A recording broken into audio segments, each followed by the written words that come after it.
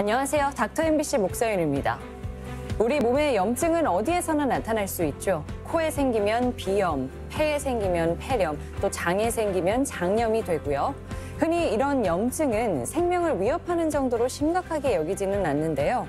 우리 몸 기관 중에도 염증이 생기면 상당히 위험한 곳이 있다고 합니다.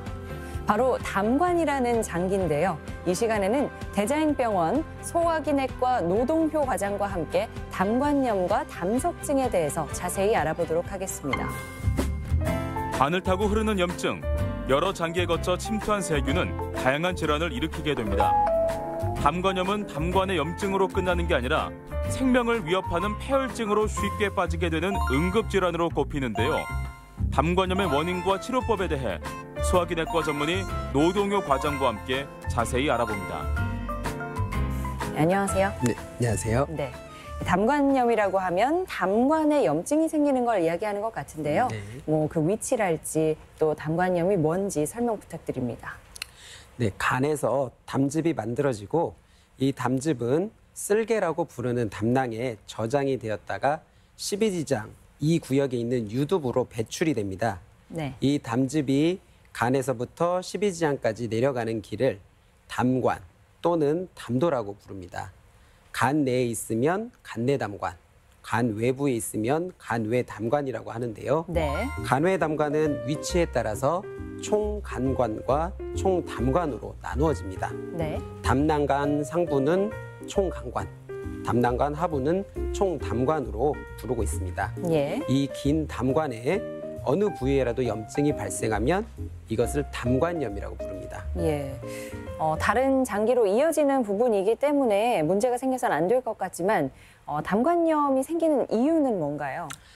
담관염은 대개 이제 두 가지 과정에 의해서 발생하게 됩니다.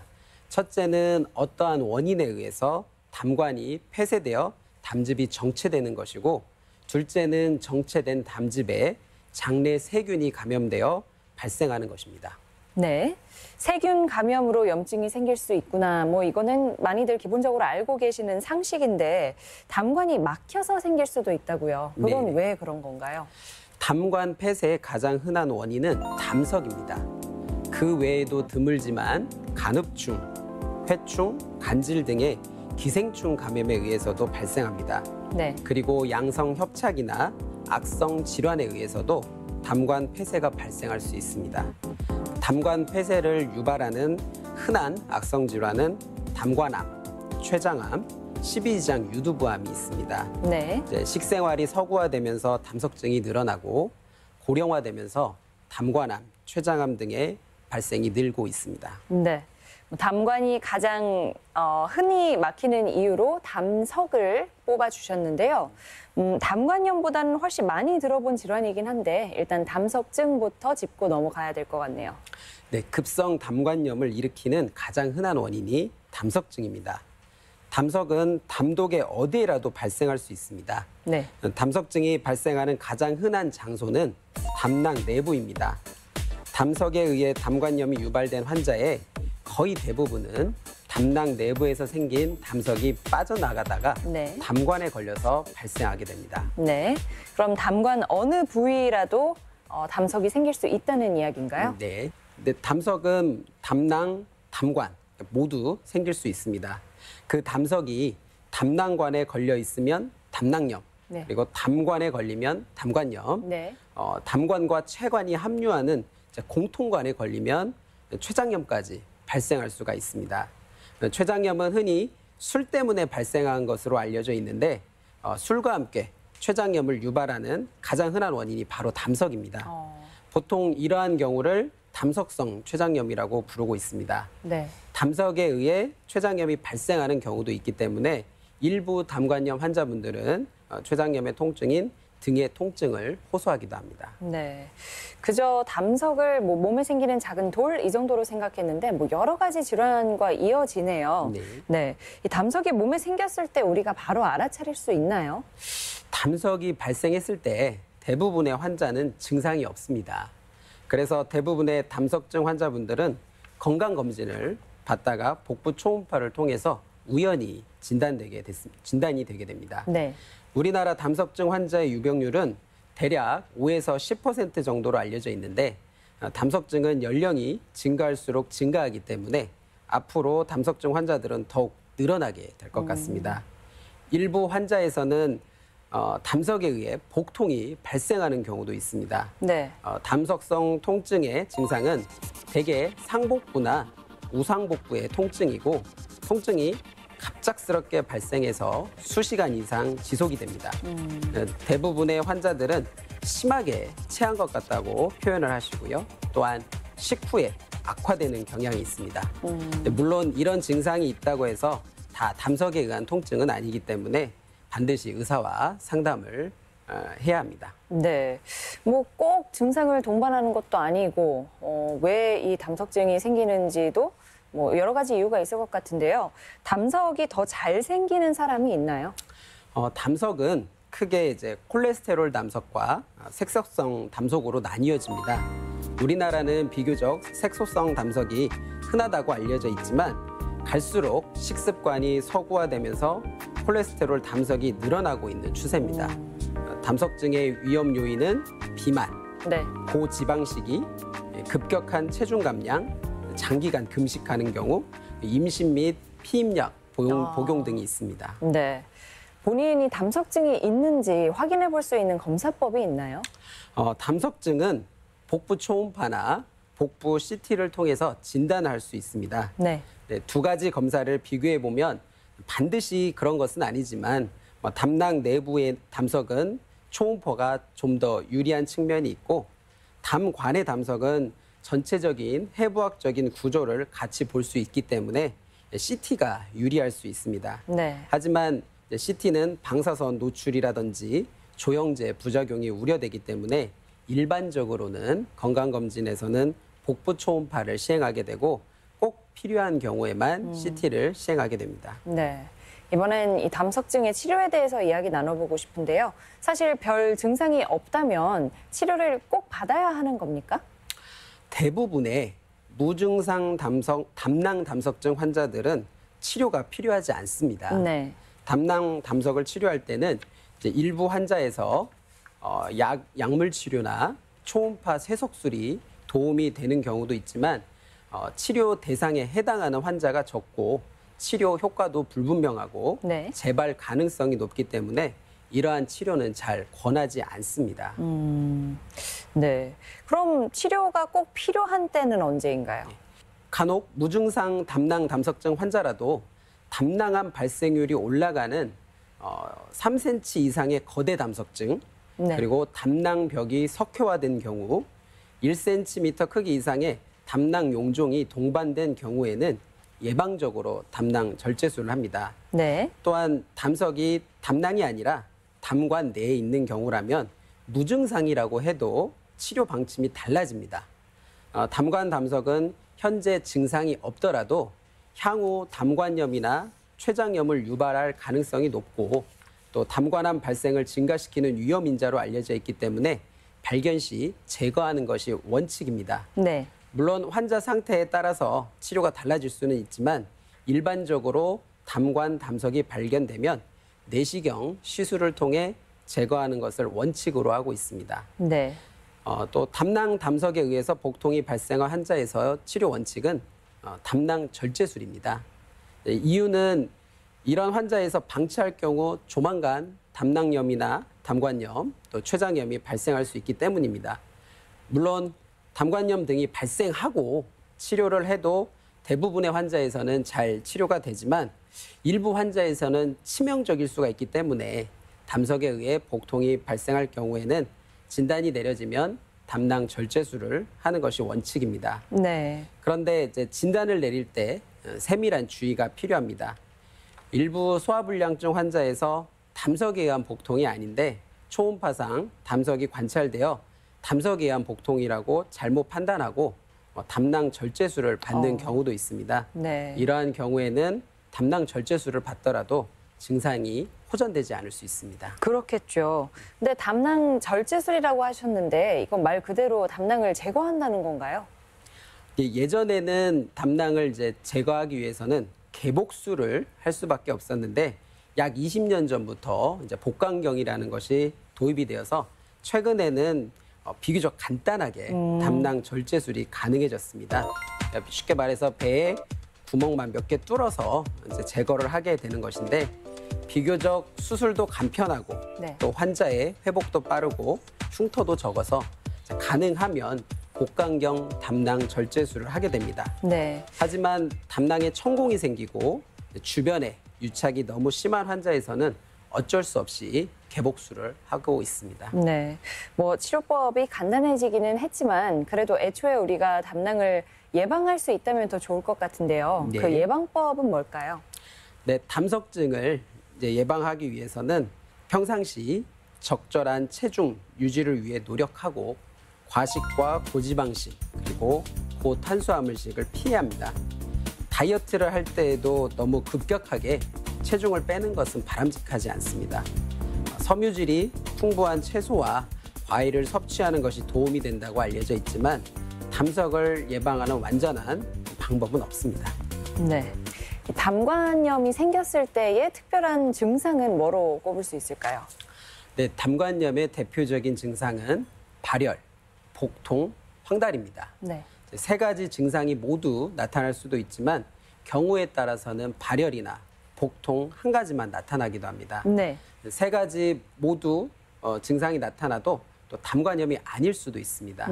간염이나 담낭염, 췌장염 등에서도 이러한 증상이 나타나기도 합니다. 네, 뭐 대표적인 증상 세 가지를 말씀해 주셨는데 사실 발열이나 복통은 다른 질환에서도 흔하게 나타나는 증상이잖아요. 네. 그래서 꼭 이 황달이라는 증상이 생기지 않는다면 담관염인지 모를 것 같은데요. 뭐 그냥 지나가는 경우도 꽤 있을 것 같아요. 네, 그래서 담관염의 증상이 경한 경우에는 오진하는 경우도 있습니다. 네. 위염이나 소화불량증으로 치료하다가 증상 호전이 없어서 이제 보다 큰 병원으로 내원해서 검사를 하는 과정에 진단이 되기도 합니다. 복통으로 약물 치료를 해도 호전이 없는 경우에는 네. 그래서 적극적인 검사가 필요하겠습니다. 네. 혹시 이 담관염을 제때 알아차리지 못하고 그냥 지나가거나 하면 뭐 크게 위험할 수 있나요? 담관염 환자에서 일부는 매우 빠르게 폐혈증으로 진행하는 수가 있습니다. 네. 폐혈증으로 쇼크가 발생하고 다발성 장기 부전이 시작하게 되면 이때는 치료를 해도 사망에 이를 수가 있습니다. 특히 이제 당뇨병이 있다거나 면역력이 떨어져 있는 경우 그리고 고령의 환자에서는 비교적 진행 속도가 빠릅니다. 네. 담관염으로 목숨을 잃을 수도 있다는 이야기인데요. 이게 갑자기 나타나나요? 아니면은 만성적으로 쌓이는 건가요? 우리가 자주 접하는 대부분의 담관염은 거의 급성 담관염입니다. 만성적인 담관염은 원발성 경화성 담관염이나 IgG4라는 면역 글로불린과 관련된 담관염이 있는데요. 네. 이 질환들은 일종의 자가 면역 질환이고 만성적으로 담관의 염증을 유발하면서 담관 조직의 섬유화를 일으켜서 담관 폐쇄와 담주 배출 장애를 유발합니다. 네. 이러한 질환은 일반적인 급성 담관염과 치료가 다릅니다. 그래서 만성적인 담관염은 일반인들은 거의 접하기 어려운 질환이기 때문에 크게 신경을 쓰지 않아도 될 것 같습니다. 네. 담관염의 진단은 어떻게 이루어지나요? 담관염이 의심되면 일단 혈액 검사를 합니다.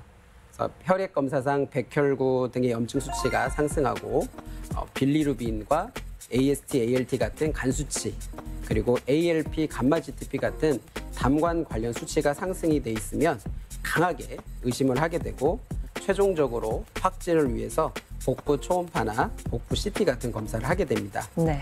대부분은 이렇게 이제 진단이 가능하지만 진단이 애매할 때는 MRCP 같은 담관 MRI 검사 그리고 내시경 초음파 검사, 내시경적 역행성 담체관 조영술 등을 네. 통해서 진단을 하기도 합니다. 네. 몸에 생긴 염증이라고 해서 결코 쉽게 볼 일이 아닐 것 같은데요. 담관에 염증이 생겼을 때 그 치료는 어떻게 하나요? 담관염은 급격히 악화될 수 있다고 제가 앞에서 말씀을 드렸는데요. 그래서 반드시 입원 치료가 필요합니다. 진단되는 즉시 항생제 주사 치료와 수액 치료를 시작합니다. 네. 초기에는 이제 거의 금식을 하는데 이는 식사 시에 통증이 악화되기 때문이기도 하고 진단을 위해서 초음파나 이제 CT 등의 검사를 원활하게 하기 위해서 금식이 필요합니다. 네. 또 이후에 이제 설명드릴 내시경 치료를 하기 위해서도 이제 금식이 필요하겠습니다. 네. 근본적으로 담즙 정체가 발생하여 생긴 질환이기 때문에 담즙 정체에 대한 원인을 교정하여 이제 담즙 배액을 하는 치료를 시급히 시행을 해야 합니다. 네. 근데 담즙 정체에 대한 원인을 교정한다는 게 무슨 의미인가요? 드물게 이제 수술로 교정을 하기도 하지만 대부분은 이제 시술로 치료가 가능합니다. 네. 시술의 대표적인 방법 중 하나가 이제 내시경적 역행성 담최관 조영술입니다. 네. 그리고 보통 영상의학과 협진을 통해서 시행할 수 있는 경피적 담즙 배액술이 있습니다. 네. 그러니까 내시경 치료는 어떤 식으로 이루어진다는 건가요? 내시경적 역행성 담최관 조영술, 말이 좀 어려운데요. 흔히 이제 영어 약자로 ERCP라고 부릅니다. 네. 이것도 내시경 검사의 일종입니다. 검사를 받는 환자 입장에서 보면 흔히 하는 위내시경하고 비슷합니다. 저는 이제 보통 환자나 환자 보호자분들께 담도를 조영하는 특수 내시경 검사라고 설명을 드립니다. 네. 보통 내시경 카메라는 정면에 달려 있습니다. 하지만 이제 담관염 치료를 위해 시행하는 내시경은 카메라가 옆에 달려 있어서 측시경이라고 부릅니다. 네. 시술을 원활하게 하기 위해서 유두부가 정면으로 보이는 측시경을 통해 시술을 하게 됩니다. 일반 위 내시경 시에는 12지장 관찰 시간이 짧습니다. 네. 하지만 이 시술은 끝날 때까지 12지장의 내시경이 들어가 있기 때문에 환자분들이 상당히 이제 불편해하십니다. 그래서 거의 대부분의 시술은 진정 내시경, 수면이라고 부르는 진정 내시경을 통해 하고 있습니다. 네. 아무리 진정을 해도 하지만 이제 불편감을 느끼는 환자분들이 상당히 있긴 합니다. 그게 뭐 수면 내시경을 한다고 불편하지 않은 건 아닌가 봐요. 네네네. 네. 또 다른 치료법으로 경피적 담즙 배액술 이야기하셨는데요. 이건 뭐 앞서 내시경 시술보다 더 생소하게 들려요. 이건 어떤 치료법인가요? 대부분의 환자들은 내시경 치료로 담석의 제거 같은 원인 치료가 잘 되는데요. 이제 전에 위암 수술을 받은 환자라든지 다른 이유에 의해서 해부학적 구조가 변형된 환자분들은 내시경 치료가 실패하는 경우가 있습니다. 네. 이때는 이제 초음파를 보고 늘어나 있는 간내 담관에 피부 바깥쪽에서 담관 안으로 배액관을 삽입해서 담즙을 빼내는 시술을 시행하기도 합니다. 네. 특히 이제 간내 담관에 돌이 있는 경우에는 앞에서 설명드린 내시경 방법으로 제거가 어려운 경우가 많습니다. 이럴 때는 경피적 담즙 배액술을 통해서 간내 담관의 크기를 확장시켜 놓고 피부에서 바로 담관 내부로 들어갈 수 있는 특수 내시경을 통해 네. 제거하기도 합니다. 네. 그것이 경피적 담관 내시경 검사법입니다. 예. 하지만 이 경우에는 이제 치료가 상당히 길어질 수 있습니다. 뭐 지금까지 급성 담관염에 대한 치료에 대해서 이야기 나눠봤는데요. 뭐 만성적인 담관염도 발생하잖아요. 네. 이 경우에는 어떻게 치료하나요? 만성 담관염은 원인 질환에 따라서 약물 치료를 합니다. 네. 담즙 배출을 원활하게 해주는 약물을 고용량으로 쓴다거나 아니면 이제 면역 억제를 하는 스테로이드 치료를 할 수 있습니다. 네. 하지만 상황에 따라서는 결국에 간 이식을 해야 하는 경우도 있습니다. 네. 담관염을 예방하는 방법은 앞서 담석증 예방하는 방법과 비슷하다고 볼 수 있을까요? 네, 맞습니다. 담관염을 예방하려면 담즙 정체를 유발하는 상황을 막아줘야 합니다. 네. 그 가장 흔한 원인이 담석과 담관 폐쇄를 유발하는 담관암 등의 종양인데 현실적으로는 담석에 대한 예방법과 동일하겠습니다. 네, 오늘 이 시간에는 소화기내과 전문의 노동효 과장과 함께 담관염과 담석증에 대해서 이야기 나눠봤습니다. 오늘 말씀 고맙습니다. 네, 감사합니다.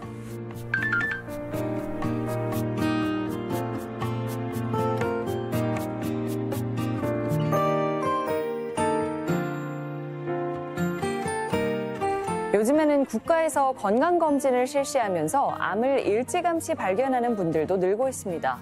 더불어 흔하게 발견하는 게 여러 가지 이름의 양성 종양인데요. 양성 종양은 장기는 물론 근육, 뼈, 신경, 림프절 등 신체 어느 부위에서도 생길 수 있어 이름도 다양합니다.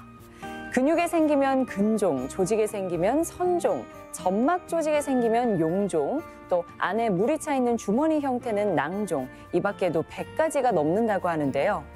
양성 종양이 있을 경우 암이 아니어도 심각한 증상을 나타낼 수 있어 생활에 큰 불편을 줄 수 있습니다. 꾸준하게 추적 관찰을 하고 정기적으로 검진도 받아야 건강한 생활을 유지할 수 있습니다. 저희가 준비한 소식은 여기까지입니다. 저는 다음 주에 다시 인사드리겠습니다. 고맙습니다.